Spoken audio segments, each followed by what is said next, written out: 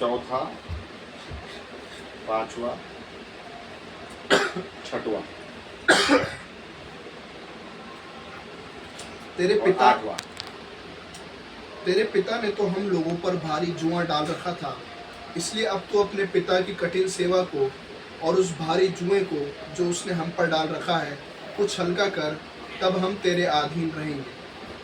उसने कहा, अभी तो जाओ और 3 दिन के बाद मेरे पास फिर आना। तब वे चले गए। तब राजा रहोबियाम ने उन बूढ़ों से जो उसके पिता सुलेमान के जीवन भर उसके सामने उपस्थित रहा करते थे, सम्मति ली। इस प्रजा को कैसा उत्तर देना उचित है, इसमें तुम क्या सम्मति देते हो? रहोबियाम ने उस सम्मति को छोड़ दिया जो बूढ़ों ने उसको दी थी, और उन जवानों से सम्मति ली जो उसके संग बड़े हुए थे और उसके सम्मुख उपस्थित रहा करते थे। पिता, एक बार फिर हम आपके पास में हैं आज के दिन के लिए खुदा, जो आपने हमें दिया। हम मुट्ठी भर लोग हैं खुदा, जो आपके पास आए हैं ताकि परमेश्वर हम आपकी आवाज़ को, आपके ज्ञान को, आपकी योजनाओं को प्रभु अपने जीवन में एक सही ट्रैक में, सही डायरेक्शन में हम अपने आप को रख सकते हैं। प्रभु, कई बार हम भटक जाते हैं, यहाँ वहाँ हो जाते हैं, लेकिन पवित्र आत्मा आप हमें सही ट्रैक में रखें, चौड़े मार्ग से निकाल कर सकरे मार्ग में रखें, ताकि प्रभु जिन उत्तम आशीषों को आपने माँ के गर्भ में हमारे लिए रखी थी, प्रभु वो हमें मिल सके। ऐसे हम प्रार्थना करते हैं। इन वचनों पर प्रकाश डालें खुदा, आप हमसे बोले, बातचीत करें, यीशु के नाम से मांगते हैं, आमीन। पहला राजा की किताब, उसका 12वां अध्याय 4 से लेके 8 तक हमने पढ़ा। जीवन में कई बार कुछ ऐसी परिस्थिति आती है जहां पर हमारा माइंड बिल्कुल ब्लैंक हो जाता है, समझ में नहीं आता कि यार इस परिस्थिति में हमें करना क्या है। ठीक है, हम उस समय वचन का सहारा ले लेते हैं, प्रार्थना का सहारा ले लेते हैं, कई लोगों को हम प्रार्थना का विषय भी देते हैं, लेकिन इसके ऊपर जो थोड़ा सा सोचने वाली बात है कि क्या मेरा जो दिमाग है या मेरी जो आत्मा या मेरा जो लेवल है, क्या उस स्तर में पहुंच पाया है कि मेरा दिमाग हर एक परिस्थिति में मुझे एक सही डायरेक्शन में, एक सही दिशा की ओर मेरी बुद्धि, मेरी अगुवाई करती है।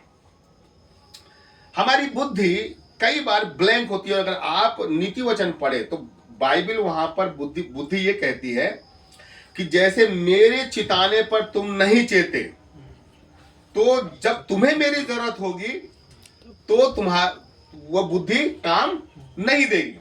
एग्जैक्ट ऐसा नहीं लिखा है, लेकिन ऐसे ही कुछ लिखा हुआ है। ढूंढना वो वचन कहाँ, नीति वचन में। जब तुमने मुझे पुकारा, मैं तुम्हें पुकारा, तुमने नहीं आया। नीति वचन अंशु ढूंढ रहा है, कोई दिक्कत नहीं।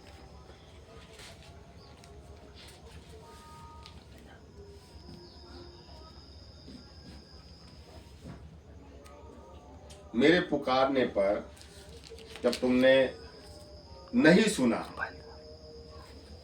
तो तुम्हें जब मुसीबतों में जब तुम मुझे पुकारोगे तो मैं भी तुम्हारी नहीं सुनूंगी। तो हम लोग इस बात को नहीं समझ पाते कि हमारी जो बुद्धि है वो ब्लैंक क्यों हो जाती है, हम समझ ही नहीं पाते। तो हमें यह भी समझ में आने को होना कि कई बार बुद्धि जो है वो हमारी अगुवाई करती है, हमें खुद ब खुद आगे होकर वो हमें गाइड करती है, लेकिन जब बुद्धि सामने से हमें गाइड करती है ना, तो हम उसकी सुनते नहीं। हमें लगता है कि चलो ठीक है, कुछ ये रास्ता नहीं तो दूसरा रास्ता निकाल लेंगे, यही होता है ना। लेकिन इस बात को जो समझना है कि जब बुद्धि अपने आप हमारी अगुवाई करती है और जब हम उसकी नहीं सुनते और वास्तविकता में जब हम समस्या में पड़ते हैं ना, तब जाकर वो बुद्धि को जब हम पुकारते हैं तो फिर बुद्धि हमारे साथ नहीं रहती। तो जीवन में क्यों उस परिस्थिति में हमारी बुद्धि हमारे साथ काम नहीं देती। वो इसलिए नहीं देती क्योंकि जब वो बुद्धि हमारी ऑटोमेटिकली जब वो अगुवाई कर रही थी तो हमने उसकी नहीं सुना। जीवन में वो बुद्धि जो हमारी अगुवाई करती है या उस परिस्थिति में जो हम ब्लैंक हो जाते हैं, तो उस ब्लैंक होने के बाद भी खुदा हमें यह बताना मांगता है कि जीवन के जो कटु अनुभव हमने अपने लाइफ में हासिल किया है, उस अनुभव को लेकर हमें समस्या में उस अनुभव को यूज करना आना चाहिए। हमें परमेश्वर क्यों कटु अनुभव में लेके जाता है, क्यों अपमानित करने वाले लोगों के पास लेके जाता है, क्यों जीवन में ऐसी परिस्थितियां आते जाती है, छोड़ दो रहने दो, क्यों जीवन में ऐसी परिस्थिति आ जाती है जहां पर हम ना चाहते हुए भी बहुत सारी चीजों का सामना हमें करना पड़ता, हमारी मजबूरी बन जाती है। परमेश्वर समस्याओं में कुछ अनुभव देना मांगता है। जब तक वो अनुभव नहीं मिलेंगे ना, तो हम जीवन के कई फैसले हमें अनुभव से भी लेना आना चाहिए। वचन है, वचन की अपनी वैल्यू है, प्रार्थना अपनी वैल्यू है, मेंटोर अपनी जगह है, लेकिन अनुभव, वो अनुभव हमें गड्ढे में गिरने से बचा लेते हैं। वो अनुभव हमें फिर से मुसीबतों में गिरने से पहले वो अनुभव हमें संभाल लेते हैं। जो व्यक्ति एक बार ठोकर खाता है ना, वो बोलते ना दूध का जला छाछ को भी फूक फूक के पीता। तो क्यों? क्योंकि वो जला है, उसको अनुभव है, उसको अनुभव है कि यार ऐसे पीने से ना जलता है, तो इसलिए उसे फूकना पड़ता है। तो वो अनुभव जब जीवन में मिलता है तो हम अपने कदम को बड़े सोच विचार कर आगे बढ़ाते हैं। अगर जीवन में अनुभव नहीं है तो आप ये समझो कि आप एक बार गड्ढे में गिरे हो, दूसरे बार आप और बड़े गड्ढे में गिरोगे, तीसरे बार और धोखा खाओगे, चौथे बार और धोखा खाओगे। लेकिन जब जीवन में हमें परमेश्वर ऐसे परिस्थितियों में रखता है ताकि वहां से जो अनुभव मिले ना, वो उसका मूल्य बहुमूल्य मूंगे और सोने से बढ़कर है। वो ऐसा नहीं मिला है साहब।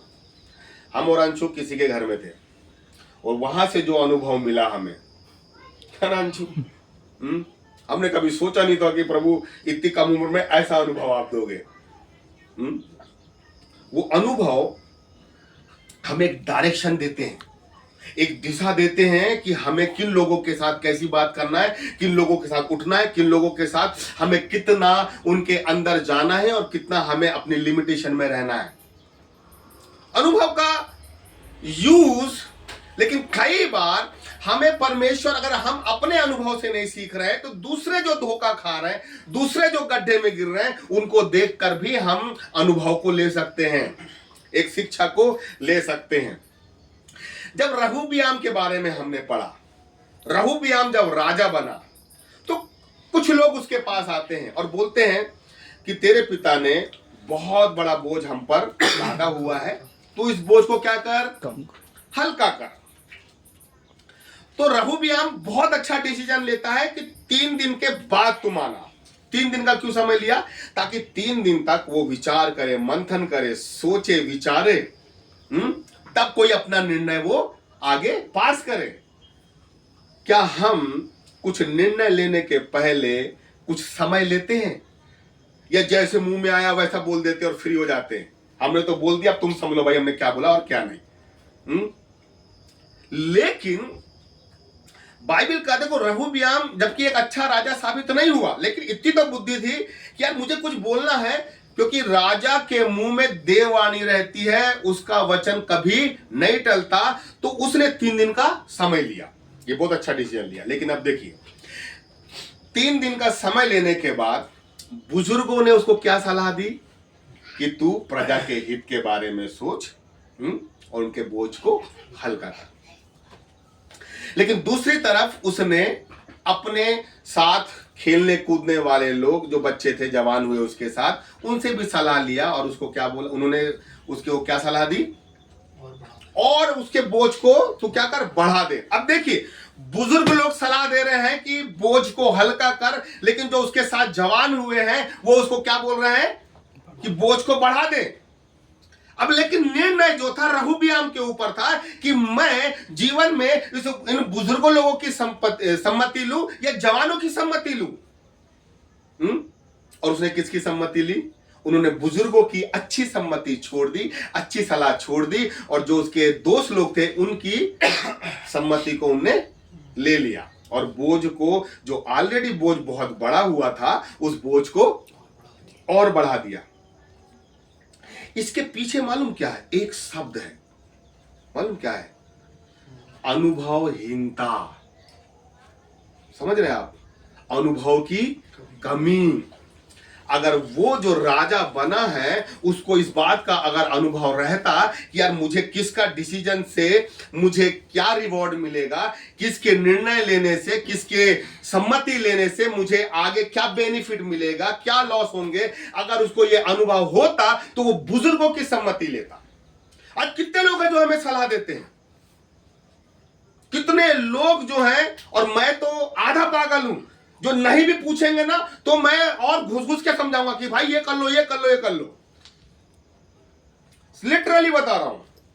आप ये देखिए, लेकिन हम किसकी सम्मति को चूज करते हैं? जिसके साथ उठ रहे हैं, बैठ रहे हैं, उनकी गलत सम्मति को लेते हैं, या जो प्रभु में प्राचीन है, जो हमारी अगुवाई करते हैं, हमें सही दिशा में लेके चलते हैं, हम उनका डिसीजन या उनके अनुभव को अपना अनुभव बनाते हैं। हमें उन लोगों का अनुभव को अपना अनुभव बना लेना चाहिए, जिस व्यक्ति को जो अनुभव बड़े कांटों में चलकर उसको वो अनुभव मिला है। हमें चलने की जरूरत नहीं पड़ेगी। लेकिन यहां पर एक जो बहुत अच्छी चीज है कि रहूबियाम में निर्णय लेने की अपरिपक्वता थी। उसने अपने निर्णय को, जो निर्णय उसने लिया, उस निर्णय में क्या हो गया? वो गलत साबित हो गया।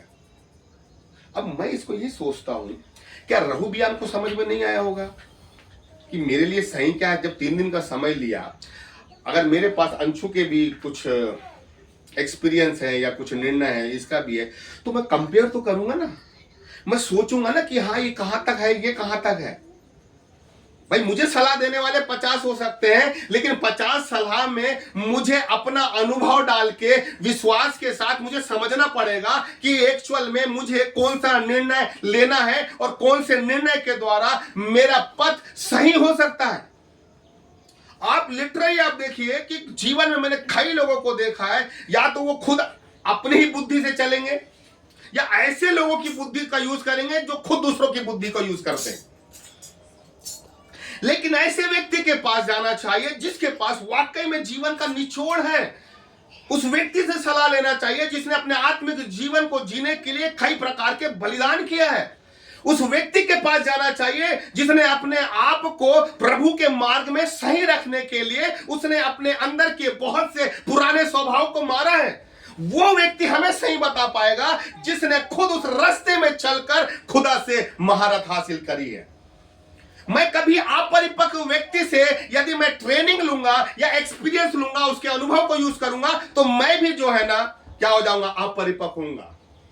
लेकिन यीशु मसीह के पास जब हम आते हैं, तो जब यीशु मसीह परिपक्व टीचर है और जब उसकी टीचिंग में हम चलते हैं, तो खुदा भी धीरे धीरे हमें परिपक्व करता चलता है। उस व्यक्ति को पकड़ना है जिसके पास है कुछ। लेकिन रहूबियाम ने किसको पकड़ा? अब आप ये सोचो, जवान लोगों ने उसको बड़ी आसानी से बता दिया, अरे तू ऐसा नहीं, ऐसा कर। लेकिन बुजुर्ग लोग अगर कुछ बोल रहे हैं तो उनके पास वो बुद्धि है, जीवन का वो अनुभव। कई बोलते ना हमने बाल धूप में नहीं, पर वो बात बिल्कुल सही है। लेकिन होता क्या है, तुम्हारे बाल पक गए ना, हमारे नहीं पके, इसलिए हम गलत डिसीजन ले रहे हैं। लेकिन जब हम, जैसे मेरे को मेरा एक टीचर हमेशा बताता था, पढ़ ले, तू पढ़ने में होशियार है, तू पढ़ेगा ना तेरी गवर्नमेंट जॉब लग जाएगी। अरे ठीक है सर। फिर जब हमारी एज आई तो हम अंशु को बोलते भाई पढ़ ले ठीक है ना, ठीक है पढ़ रहा हूँ। जब ये मेरी उम्र में आएगा ना तो ये फिर ये क्या बोलते हैं, शालों वालों, भाई पढ़ ले हम पता नहीं कौन सी सीरीज में जा रहे हैं, क्योंकि अभी समझ में नहीं आ रहा ना। लेकिन जब 40 में आओ पति पत्नी ये दुनिया भर लंद फंद, जब सैलरी नहीं पूर रही तब समझ में आता। भैया सही बोल रहे थे। तो क्या होता है, अनुभव हमें ठोकर खाने से पहले बचा लेता है। अगर हमारे पास अनुभवहीनता है ना, हम ठोकर खाएंगे, और एक बार नहीं 10 बार खाएंगे।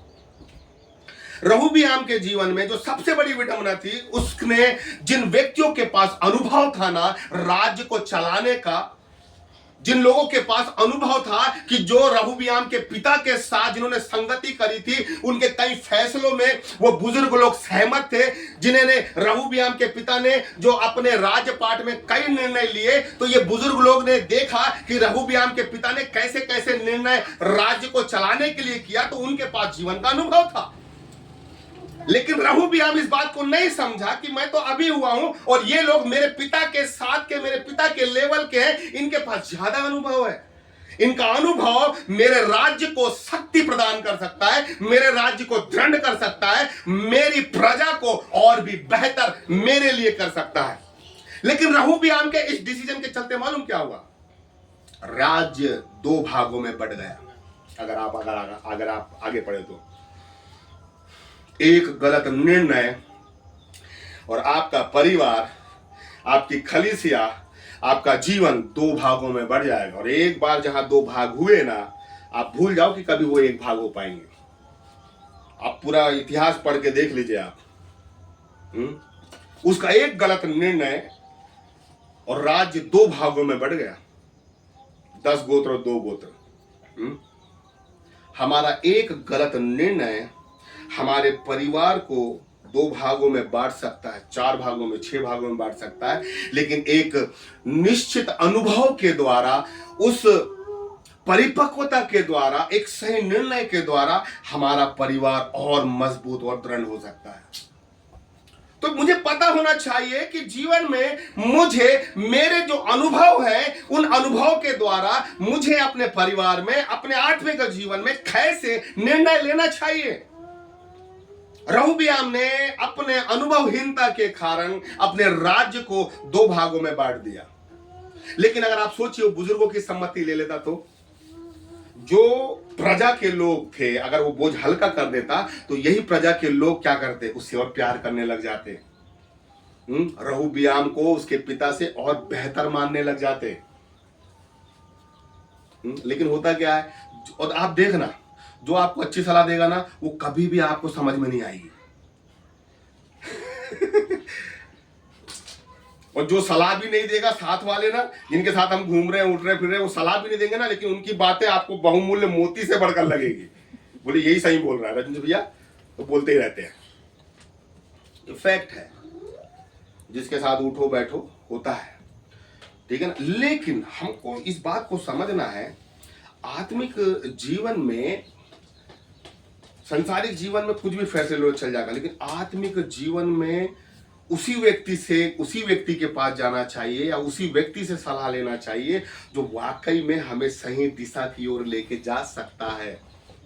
देखो, जब यीशु मसीह बोलता है ना कि मैं राह बनाने जाता हूं, क्या है अंशु, कुछ है क्या सर, स्वर्ग में तुम्हारे लिए घर बनाने जाता हूं, जगह तैयार करता हूं, ठीक है। और अगर दूसरा अध्याय उसका 21-22 से आप पढ़ो तो वहां पर लिखा हुआ है कि यीशु मसीह हमारा आदर्श है, ठीक है ना। अब आप देखो, यीशु मसीह ने एक रास्ता बना के गया है। अब उस रास्ते में जब तक हम चलेंगे नहीं, तो वो जो घर बना रहा है वहां तक पहुंचेंगे भी नहीं। आप बोलो कि मैं ऐसा चल लूं, फिर ऐसा चल लूं, वैसा चल लूं, ऐसा चल लूं, चलने में तो हम कैसे भी चल सकते हैं, लेकिन क्या वहां तक पहुंचेंगे अगर खुदा ने बनाना चालू किया है हमारे लिए? तो पहले मुझे अपने दिमाग को सेट करना पड़ेगा कि हाँ प्रभु, मुझे उस अनुभव की जरूरत है। जब तक वो अनुभव मुझे मिलेगा नहीं, मैं सही ट्रैक में चलूंगा नहीं। हम अपने अनुभव को, आप ये समझ के रखिए, अब जैसे बहन की शादी हो गई, अब बहन की शादी हो गई तो बहन को कैसा कैसा अनुभव नहीं मिला होगा। उड़िया का अनुभव मिला, उड़ीसा का, गोवा का मिला, मुंबई का मिला, एक नए व्यक्ति का मिला, उसके पूरे परिवार का मिला। तो भाई अनुभव है ना, कई अच्छे अनुभव है, कई बुरे अनुभव है, कई कटु अनुभव है, लेकिन जब तक वो जो अनुभव आपको मिला है उस अनुभव से हम एक निचोड़ में आते हैं कि हाँ यार मुझे ये करना चाहिए, ये नहीं करना चाहिए। तो वो जब निचोड़ आया है तो हम क्या करते हैं, बुरे रास्ते को छोड़ते हैं, जिस रास्ते में झगड़े होते हैं, लड़ाई होती है, उसको छोड़ते हैं और हम उस रास्ते में चलने की कोशिश करते हैं जिन रास्तों के माध्यम से हमारी उन्नति हो सकती है। ये निचोड़ी तो हमें बताएगा, ये अनुभव ही तो हमें बताएगा। हम क्या अपने अनुभव का यूज कर पा रहे हैं? अगर मैंने पीएचडी किया है तो मैं इसको गाइड कर सकता हूं। अब कोई एमए वाला इसको गाइड करेगा क्या पीएचडी वाले को? नहीं कर सकता ना। लेकिन आप दूसरी चीज, रहूबियाम ने लोगों की भावनाओं को नहीं समझा, अपनी प्रजा, अपने लोगों के दर्द को नहीं समझा। उस जमाने में बहुत गंदा टैक्स लगाया जाता था, रहूबियाम के समान। रहूबियाम में बहुत गंदा टैक्स था, ठीक है ना। अब आप ये सोचिए कि जब कर लगा हुआ है तो क्या राजा, हर एक व्यक्ति जो प्रजा का लोग है उसका व्यक्ति है, तो क्या उसने राजा ने अपनी प्रजा के दुख को ध्यान में रखकर उनके भावनाओं को समझने की कोशिश किया? आज भावनाओं से खेलने वाले लोग ज्यादा हैं। आपने कुछ बताया और वो बात मुंबई तक पहुंच गई भावना के द्वारा। आज सोचिए, भावनाओं का मजाक उड़ाने वाले लोग ज्यादा हो गए, भावना के साथ खेलने वाले लोग। लेकिन कितने लोग हैं जो वाकई दूसरों की भावनाओं को समझते हैं कि हाँ यार ये निडी है, हाँ यार इसके जीवन में ये समस्या है, हाँ यार ये इस परिस्थिति से होके गुजर रहा है। और आप सोचिए, हम कई लोगों के भावनाओं की और परिस्थितियों को जानते हैं लेकिन फिर भी प्रार्थना नहीं करते। एक बार मुंह से उनके लिए निकल जाए एक शब्द। कल विनी आंटी से मेरी बात हुई, पाशा साहब ने ऑफिस ज्वाइन कर लिया। विनी आंटी ने एक चीज बोली, रजनीश भाई साहब को प्रार्थना में याद रखना। बोला हाँ जी बिल्कुल। धीरे से बोलती है, एक लाइन जरूर करना बोले। एक लाइन कम से कम जरूर करना बोले। मैं समझ गया भाई। हम लोग कई बार बोलते हैं हम प्रार्थना करेंगे और कई दिन कई सप्ताह निकल जाते लेकिन हम प्रार्थना नहीं करते।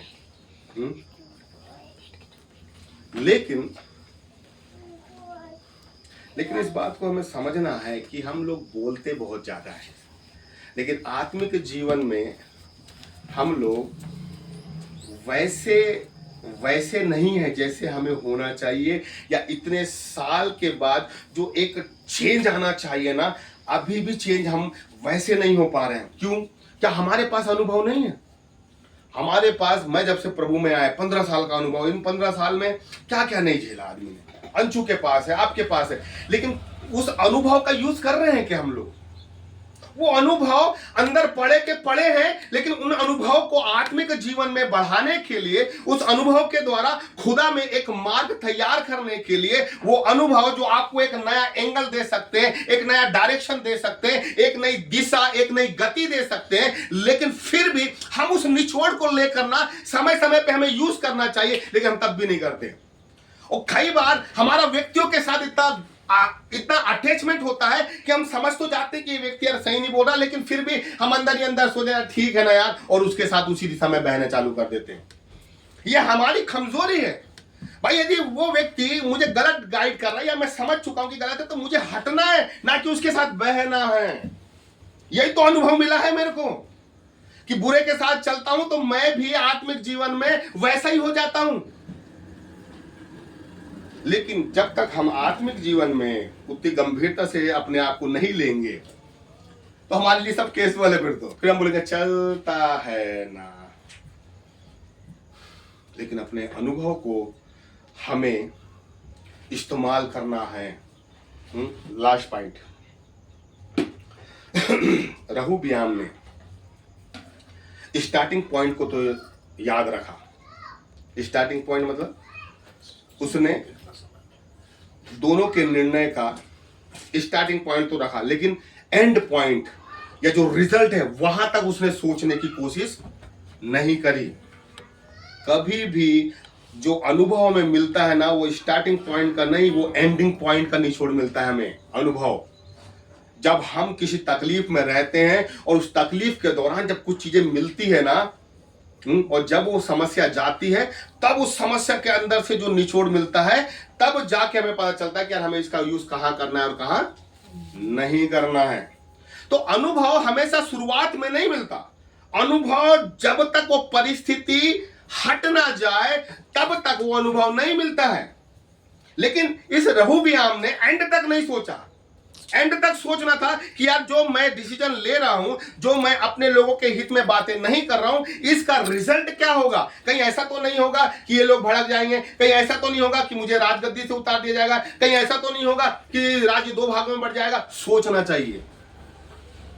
अपने अनुभवों को बार बार मनन करते हुए, जीवन के कई कटु अनुभव को याद करते हुए, हमें वर्तमान की समस्या को अपने अनुभव के द्वारा हमें उस परिस्थिति से निकलना आना चाहिए। अनुभव हमें परिस्थितियों में पड़े नहीं रहने देते, लेकिन अनुभव वहां से हमें निकालने में सहायक होते हैं। लेकिन हम क्या है ना, हम रोबोट हो गए हैं। समस्या ही प्रार्थना करो, हमको इसके सिवा कुछ समझ में नहीं आता। लेकिन मुझे उस रहूबियाम राजा के समान 3 दिन 2 दिन ये सोचना चाहिए कि यार प्रभु, क्या ऐसी समस्या जो मेरे जीवन में आई है, क्या एक बार और आई थी, लेकिन आपने वहां पर ऐसा ऐसा मुझे आइडिया दिया था या ऐसा ऐसा प्रकाशन दिया था और उसके थ्रू आपने मुझे छुटकारा दिया था। तो क्या उस अनुभव को मैं यहां पर यूज करके क्या मैं समस्या से नहीं बच सकता? बच सकते हैं हम लोग। प्रभु ने हम सभी लोगों को अच्छे अनुभव दिया है, कटु अनुभव दिया है। और मैं आपको बताऊं, ऐसा यहाँ पर कोई नहीं बैठा है जो जीवन के कड़वे कड़वे अनुभव भी हमारे पास है, जो हमने कभी देखा नहीं, कभी सोचा नहीं। लेकिन आप ये बताओ, एक बार कड़वा अनुभव पाने के बाद क्या हम सोचते हैं कि दोबारा कड़वा अनुभव फिर मिले? अरे तो वो पहली बार कड़वा अनुभव खुदा ने इसलिए दिया है कि दूसरी बार तीसरी बार वो कड़वा अनुभव में हम ना गिरे। मुझे मालूम है कि इस रास्ते में ट्रैफिक वाला है तो मैं क्यों जाऊं? वो कड़वे अनुभव खुदा क्यों देता? खुदा को इसमें मजा नहीं आता ना कि बार बार अपने कटोरे में से वो कड़वा साग पात हमें खिलाए। नहीं, वो एक बार खिला दिया तो ये चाहता है कि उस अनुभव को हमें बार बार मनन करते हुए, चिंतन करते हुए हमें आगे बढ़ना है। और जीवन में कोई भी परिस्थिति आई तो दोबारा कड़वा अनुभव, वो जो पहला अनुभव मिला है ना, वो हमें दोबारा कड़वा अनुभव में गिरने से बचाएगा। इसलिए हमेशा याद रखें, अनुभवहीनता में नहीं जीवन जीना है अपन को, ब्लैंक नहीं रहना है। ठीक है, आपकी बुद्धि काम नहीं कर रही, ठीक है, पवित्र आत्मा आपको नहीं बता रहा, ठीक है, आप प्रार्थना कर रहे हैं, उत्तर नहीं मिला, ठीक है, आप वचन पढ़ रहे हैं, आपको कुछ नहीं मिल रहा। लेकिन अतीत में खुदा ने आपको ऐसे अनुभव दिया है जो वर्तमान में आपकी ताकत बन सकते हैं।